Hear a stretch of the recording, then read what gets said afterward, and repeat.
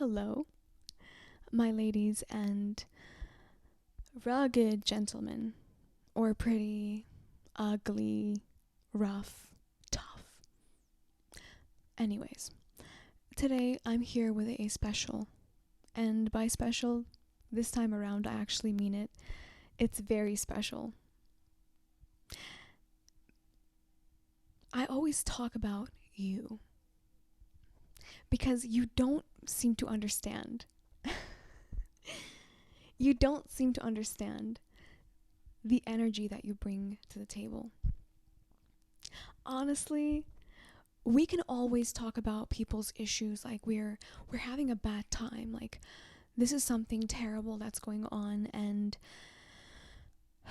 oh my goodness, I can't believe anyone could actually live through this. But I beg to differ. I think that we all have tragic stories. We all have these things we don't want to talk about,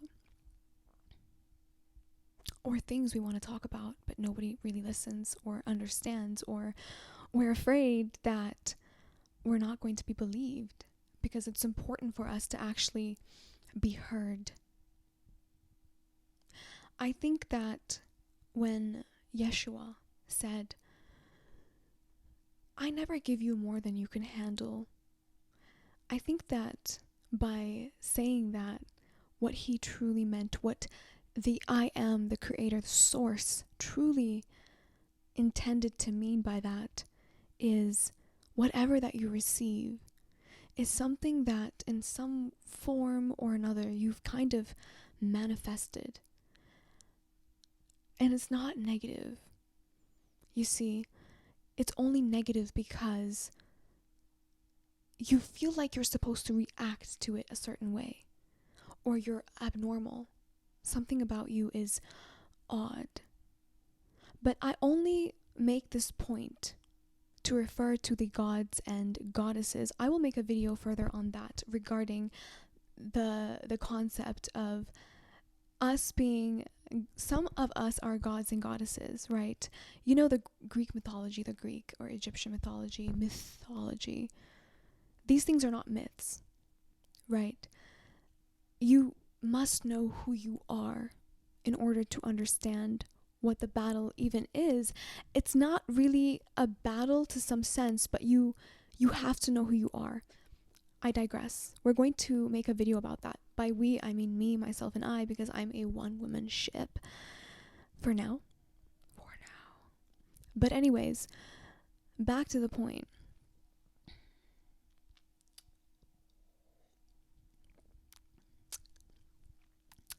Gin, vodka and vermouth. Some of you aren't interested in what I drink, and some of you are judgmental. But that's the point I'm trying to make. We feel like we have to judge or have to react a certain way to certain events that happen to us, because when we look at other people's lives, we feel like, oh my God, I cannot live through that. I've had many instances when I've seen somebody's life and I'm like, oh God, how can anybody live through that? Like I can't even bear to hear it. But when you hear them, right, when you hear these people talk about their story, it's almost as though they're not touched by it in the way that we expect. It's because Spirit, God, the Lord, whoever you want to refer it as, source, does not give you what you cannot handle. And this is where I feel like the remnant or the stars or the and you know what? It's the people you don't expect. It has nothing to do with the deeds you do. It has nothing to do with you being evil or good. It has nothing to do with that. Like I mentioned before several times, some people walking in this matrix are clones. They're not real people. But the people that you interact with, my lovers, I call you lovers because you are my gods and goddesses, quote unquote trapped in the matrix. Anywho, there is a reason why these people hunt after you. This is the whole point of the video, as you see by the title. You just know what you know, right? And a lot of you probably make a point not to give away too much. At least through experience, you've learned that that benefits you a lot more than talking over yourself. You know what I mean? And you have a calling, right? By a calling, I mean your energy calls people out.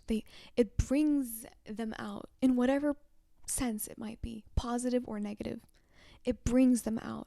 So with that, I mean, people find it easy to truly feel like you don't understand who they are, but they know you know. Does that make sense? They know you know.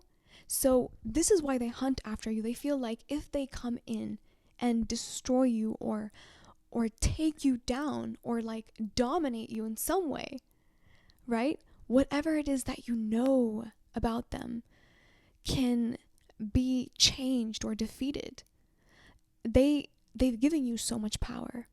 This is why I say Spirit or Yeshua doesn't give you more than you can handle, because you are given the enlightenment to the ordeal, the situation that you're dealt with, your cards. Your cards. You're given the keys to the kingdom through your ordeal. And not a lot of people can draw people in and really penetrate them, bring out even their darkest side. And the funniest bit is, I know a lot of you can sit around and complain, but if you're truly a lover, like I've always proclaimed that you are, you understand that there is a sense of excitement in the danger, or the fact that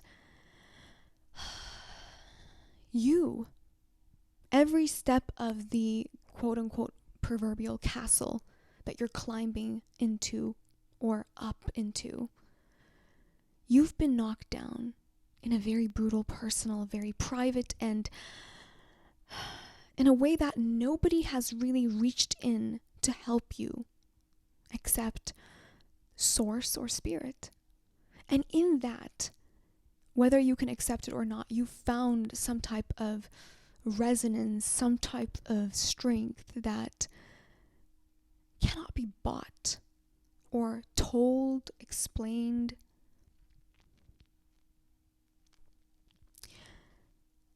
They hunt after you because they've seen you as the weak creature that you have presented to be. And in many ways, that has been an alluring thing. It has made people feel like they can just unravel. In whatever perspective that might be. It could be the worst, too. And usually, that's what I experience. The dark side of people. There is a woman on TikTok. I'm going to find her and pin it to the comment section. She talks about being the third wave of some sort, and when I think about it, everything I've spoken about in my channel, I know that a lot of you are also the third wave, because you are here to incorporate both the dark side and the light side. We talk about that. And by incorporation, we mean non-judgment and understanding, like to the point where you're in the nook and cranny, and the things that you might say, they're not just controversial, they seem as though you could be the evil one only because you've opened yourself up to the abyss, whatever the case might be. And people will try to defeat you. They will.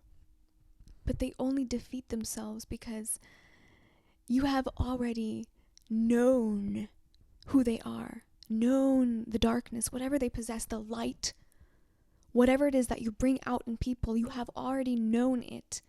This is why people are drawn to you. And this is why Yeshua said, I never give you more than you can handle. It's true. It's true. And in the loneliest, darkest moments, you find some type of venomous strength. And you know what? That strength is occupied in the weakness. This is why Yeshua said, I made something in your weakness. Please, somebody write that down. The depth of the words that Spirit says, they cut through every timeline. You, my dear, you're not a warrior. You're not just a lover. You're not just a mirror. You're not just any of those things. You are a god and a goddess. And if you have an issue with me referring to you as such, why are you here? You know you have that strength because you know you have nothing to lose. You cut your own path. And this is why they hunt after you. This is why the obsession continues in a very secretive manner. Because there is something that they feel as though you know about them, or there's something that they feel like they can gain from sucking your blood, taking your temperature, however it is they want to take it, however it is they want to have it. They want to have it.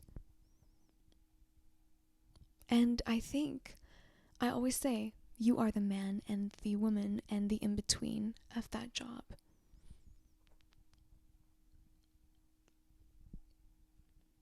And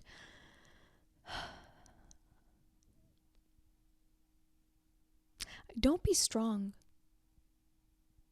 Revel in the weakness, and it'll be strength.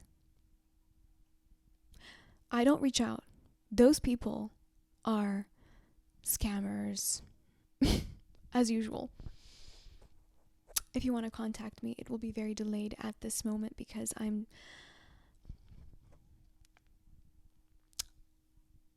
resting. Thank you for being here. I mean it. Until next time, bye.